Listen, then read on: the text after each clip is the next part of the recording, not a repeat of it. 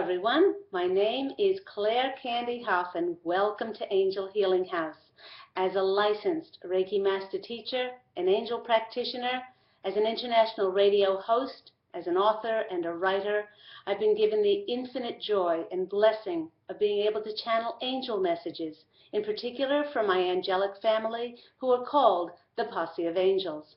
Now, in today's video, the topic we're going to be speaking about is You Are Famous. You are a success. And it came about as a direct result of a transformative session that a client had with me.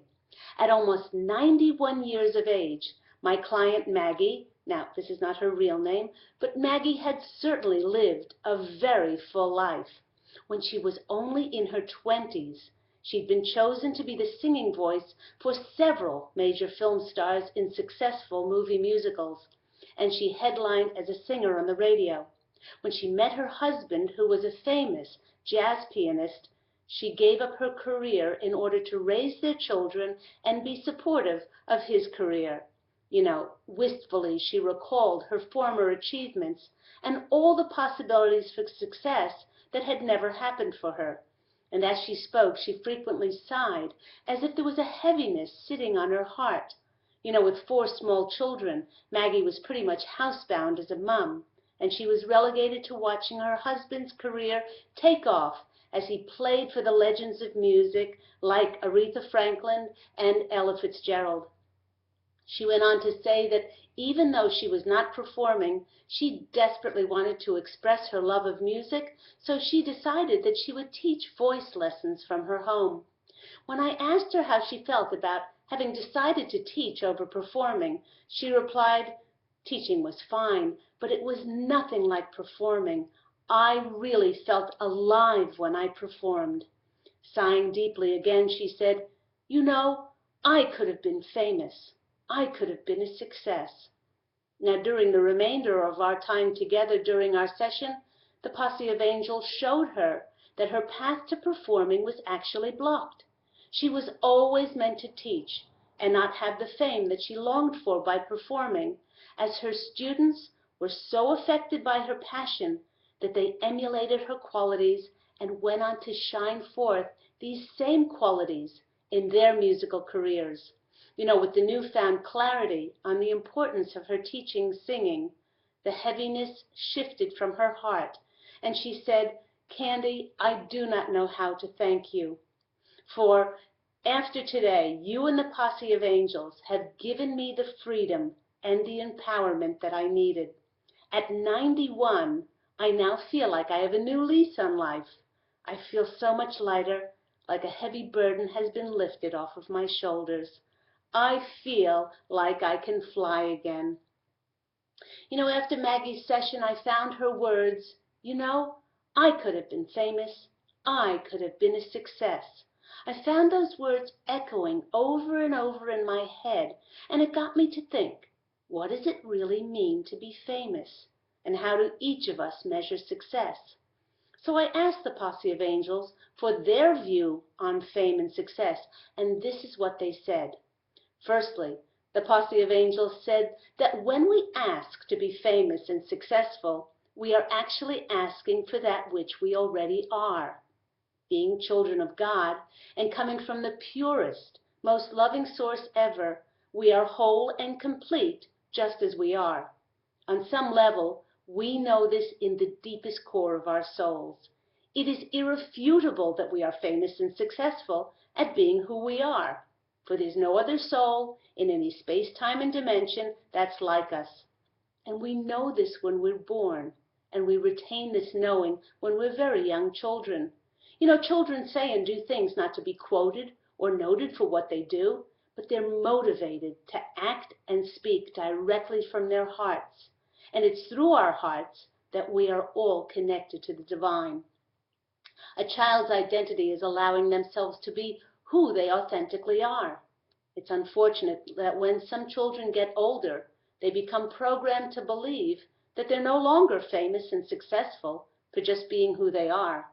This message of not being enough finds them turning their attention outward in order to attain or achieve something, in order to determine their success. Now this is bizarre. As the highest source possible, God created us from pure divine source and made us enough in the first place. Once we turn our attention outside of ourselves to receive recognition, external forces then start to impose their idea of what success and fame means in order for us to not only be worthy and deserving, but ultimately for existing in the first place. Now, the Posse of Angels wants to remind us that as humans, there's nothing wrong with having dreams and goals that we would like to achieve. But what is most important is that we do not lose the forest for the trees by losing our sense of who we are, with or without the achievement of said fame or success. For no matter what dream or goal that we eventually succeed at, the luster and the thrill from that achievement will eventually die down, and it will be replaced with another goal or dream to succeed at. And if we need that constant outside validation and so-called hit of fame or success in order to get our sense of identity, then the eventual high from that attainment will wear off, and we'll quickly turn to the next big thing to get our identity from.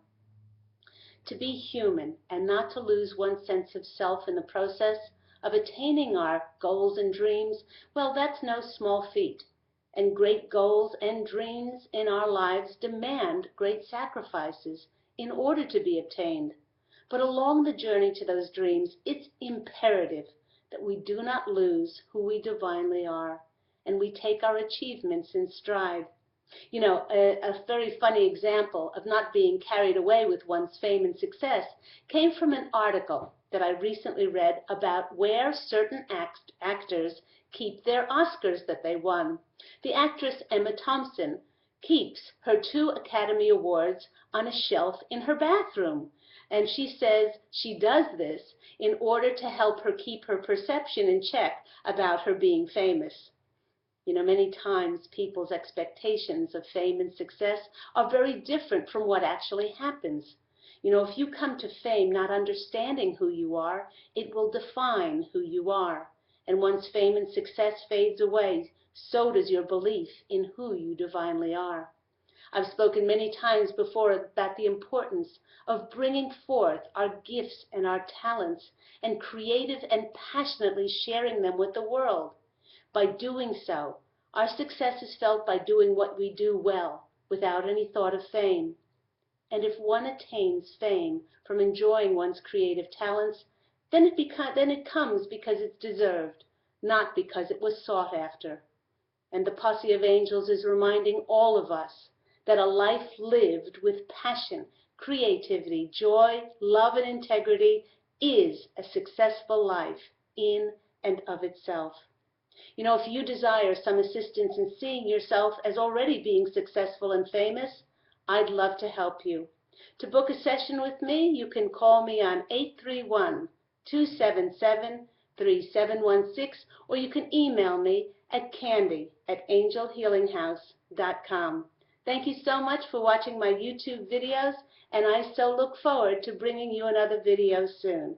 Take care, love and angel blessings, and go out and fashion an absolutely beautiful life for yourself. Bye.